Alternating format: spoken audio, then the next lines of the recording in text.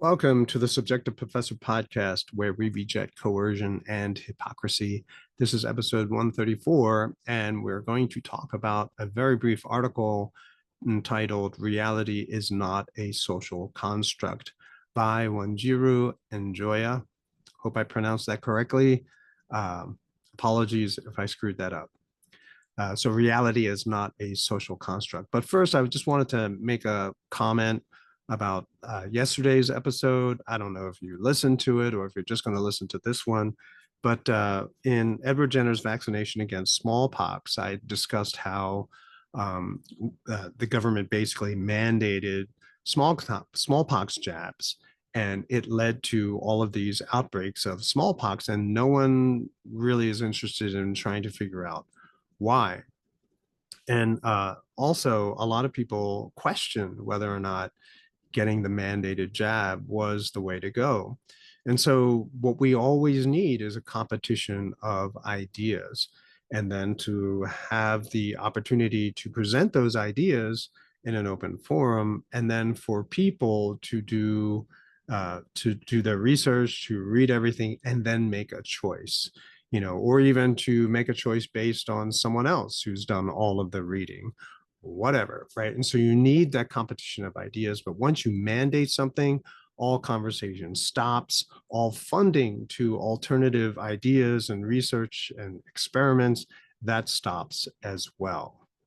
Now, this is kind of related to the topic today. Reality is not a social construct. This is something that always came up in the classroom. Like, I knew that most, if not all, of the students would eventually, be indoctrinated or be taught or socialized that all of reality is just a social construct. And so, knowing that, I try to give students the tools to be able to wrestle with that, or even to sort of, even if they were taking my class after they had already heard that, how to reorient themselves, right? So to get everyone on the same page. I don't disagree with anything that Dr. Njoya said in her article. I just want to flesh out a couple of things my way, right? Because I got the sense that some of the things was just very, and she even ended the article talking about satire.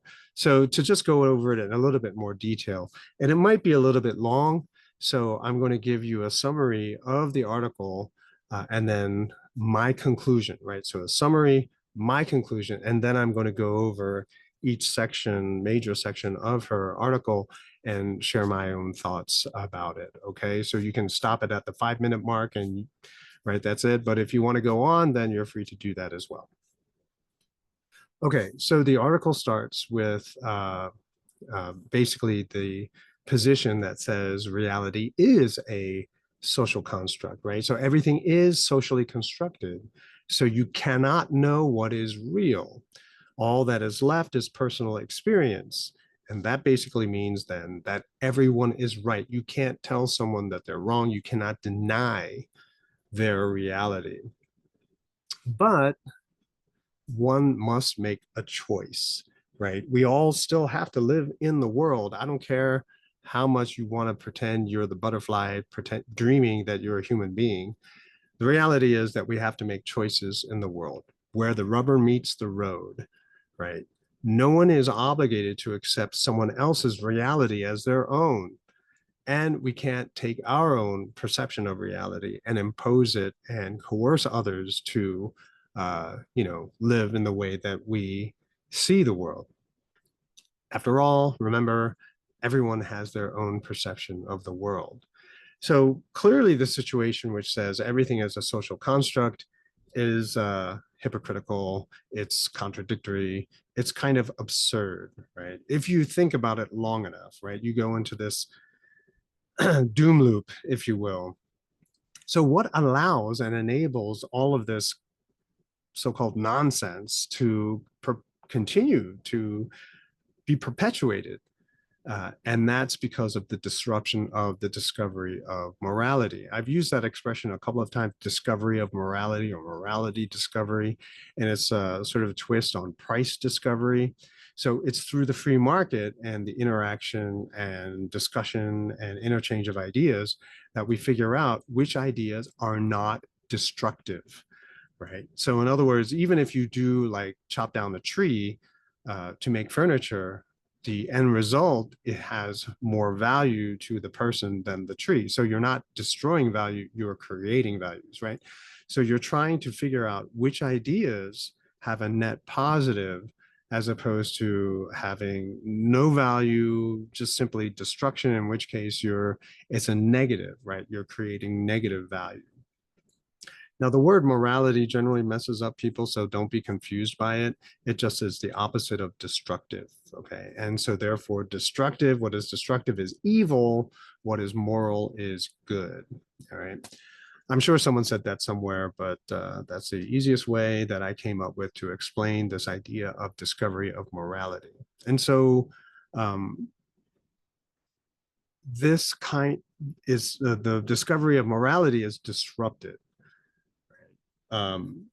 Why? Because of all the inflation. Inflation, money printing, if you will, enables the funding of scholarship, so-called research, into this kind of idea.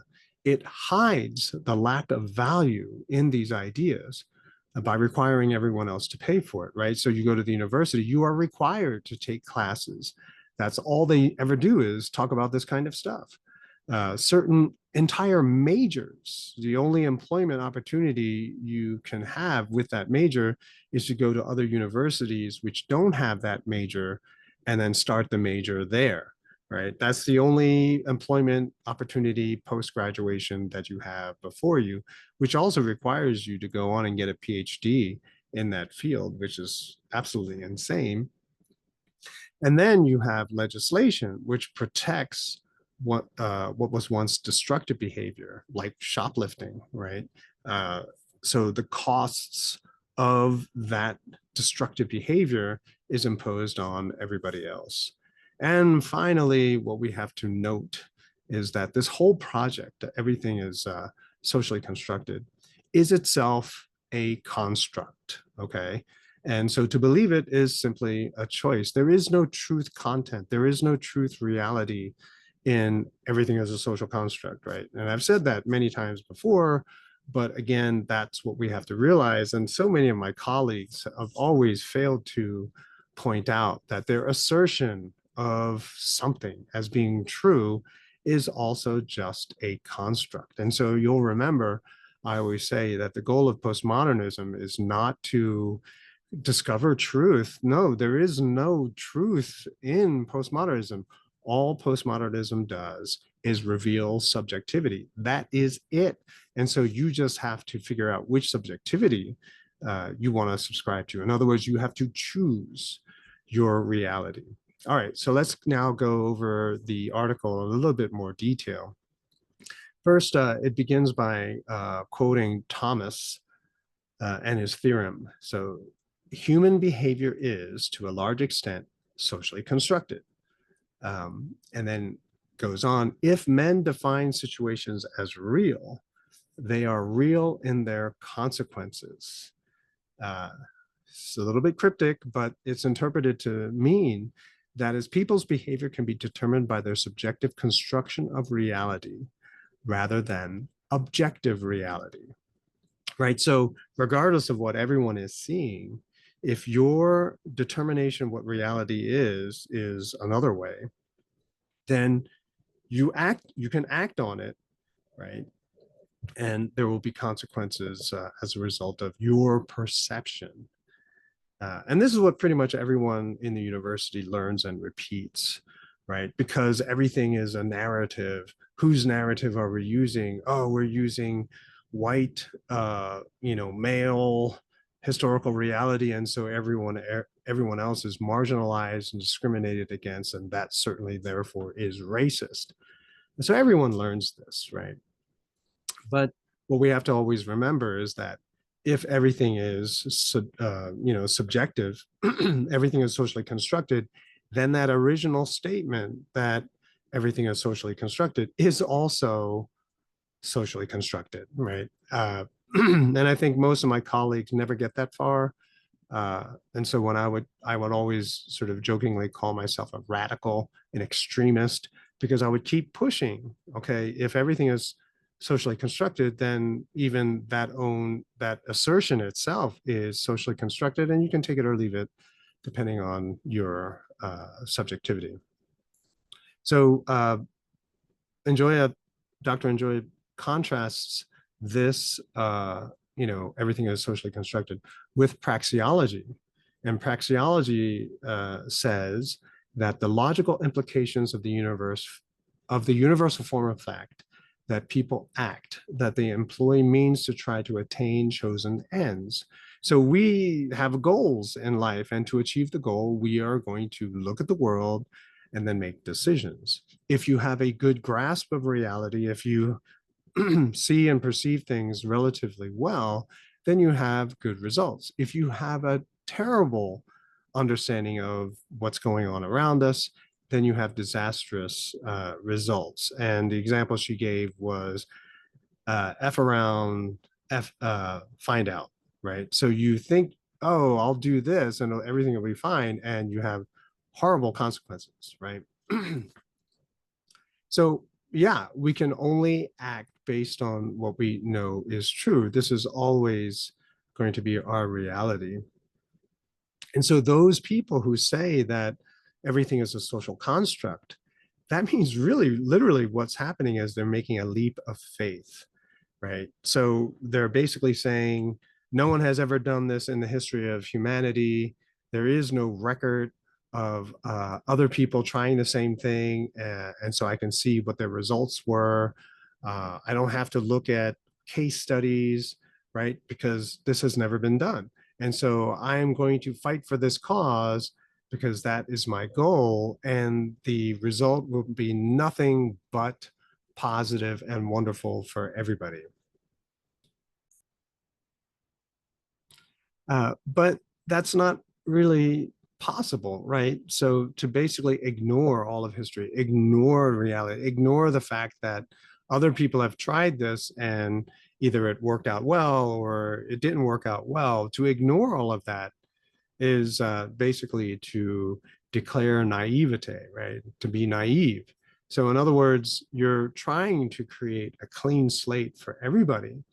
But really what you're doing is you're going to create this sort of phenomena where everyone is going to be a victim. Everyone is going to be totally taken advantage of by other people. Everyone is going to be making really bad decisions, which results in horrible, horrible situations for which they will try to, put the blame on other people. It's sort of like believing a scammer, everything that they say and handing over all of your money and then them disappearing, right? So all of this is basically kind of a scam, right?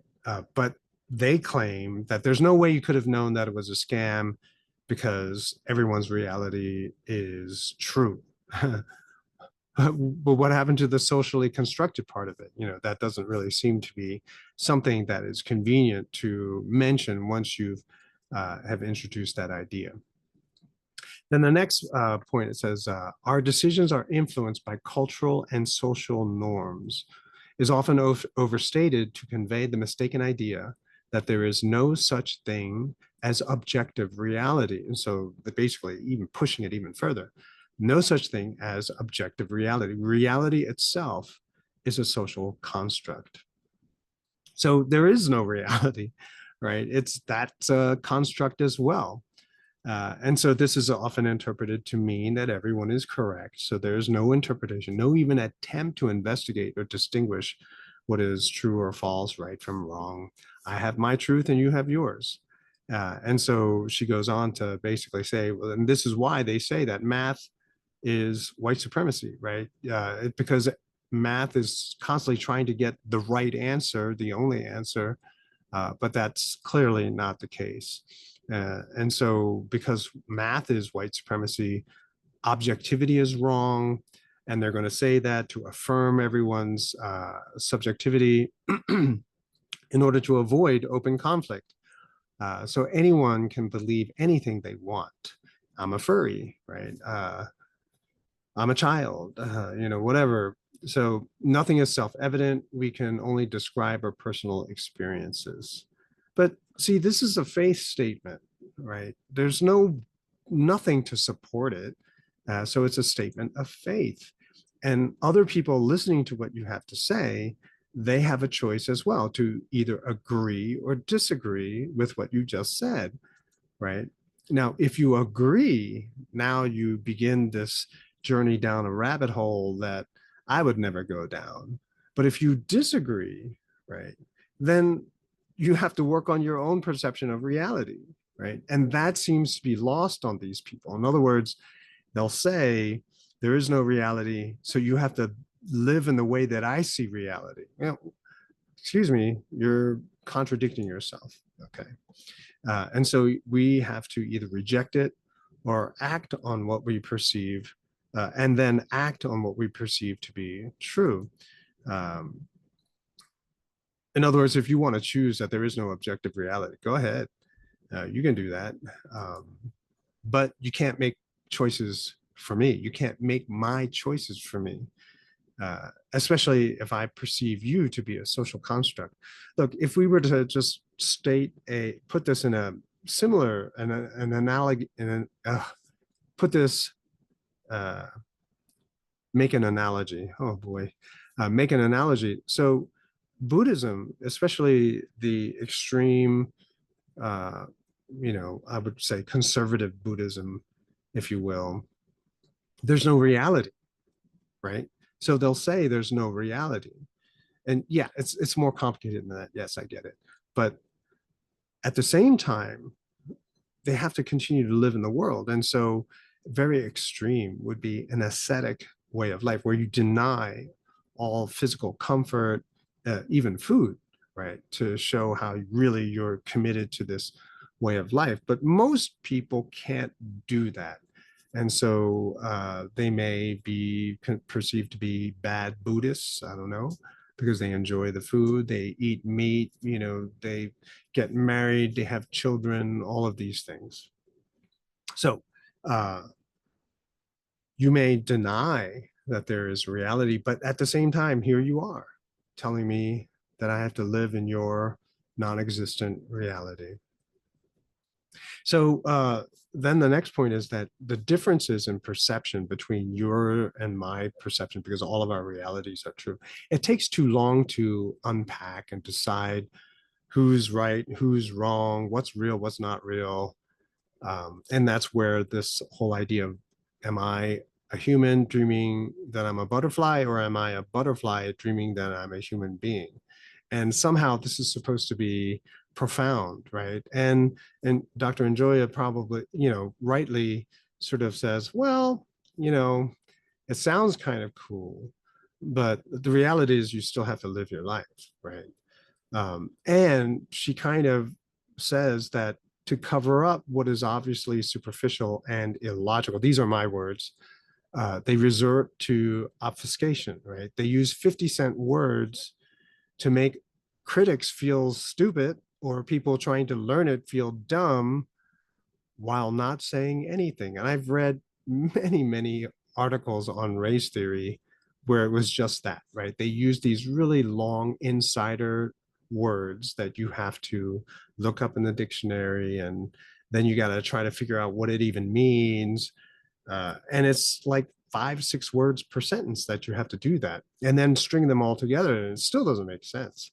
Right. And so Dr. Njoya says that the goal is no definitions, right? You want people to be so confused, so caught up in trying to figure out what was just said that you just go right to the conclusion and say, okay, what are you trying to say? And so you make people feel so stupid to ask even, what does it mean? And so you don't ever ask. So you can read pages and pages of stuff, and you just feel like you're reading a thesaurus, right? A lot of students used to do this, where they would write their paper and then go back over their paper and just click on a word and use a thesaurus to insert a bigger, a more complicated, more intellectual sounding word. And a lot of times, and you know as well as I, that, it doesn't always work. And you can tell when someone is just simply using a thesaurus. And I've even called out students and said, why are you using a thesaurus? Use your own words, right? And they never admit to doing that. All right. And so once again, I'll reiterate the conclusion. What allows all of this nonsense to go on? The disruption of morality discovery. And it's because of all of the money printing, right? I mean, we're funding not just scientific research, but we're also funding universities. We're funding, you know, uh, research projects, through the university to study this kind of stuff. And it's kind of absurd, really. In other words, if you were to take away all that money printing, would anyone be able to pull any of this off? If you were to float this as a proposal and say, this is what we should study, how many people would donate? And if they did donate, let's just say a fair amount donated to your proposal, and you get donations, and you do that, how many other people would pay attention to that scholarship? How many other people would recognize that scholarship as being truly profound, groundbreaking, productive in some way, beneficial to society? Not a whole lot. And so eventually you see that there's only a small number of people, diehards, if you will, who keep holding on to these ideas. It's sort of like flat earthers, right? There's still always going to be flat earthers. And I thought it was a joke at first, but there are people who seriously believe that stuff. And so we don't have to do anything about that, right? There are consequences for believing that the earth is flat, okay? And that's all you have to do. You have to just make everyone have to pay for their beliefs, right? And this comes out with job opportunities, which jobs you can apply to, which jobs are not open to you. If you talk in this way, which potential employers are not going to hire you. There's a cost for all of the beliefs that we have. Now, all the inflation also does hide the lack of value in these ideas. And as I said earlier, by requiring everyone to pay for it, right? So if we, right, let's just say we live in a no tax environment, how many of you would take some of your hard-earned currency and give it to someone who says that they want to research 99 genders? Why would you? Maybe some people would do that. It's interesting, but then the return, what is the return on that investment? Because you're not going to get a tax write-off because there are no taxes, right? So how many people would voluntarily listen to this and then say, oh yeah, this is a worthy cause, I will write you a check? All right. And then also, because of all of this inflation, we now have legislation which protects ideas which were once destructive, right? Think about it. With all this, we'll use a different example. So with all of this inflation, it allows the government then to send money to various countries all over the world. And those countries in turn around, take part of the money that they received and then pay for lobbyists to go to Washington to keep that money train coming, right? And so we're basically funding our own taxation, right? Or we're funding our own demise, basically, right? Our own destruction, which is kind of crazy. And so the legislation protects and enables destructive behavior. And earlier I mentioned the whole shoplifting thing, right? So what was previously destructive, well, now you hide the cost. Not very well, I'll admit, but nevertheless, you'll hide the cost. Even minimum wage laws hide discrimination, right? It hides bad discrimination.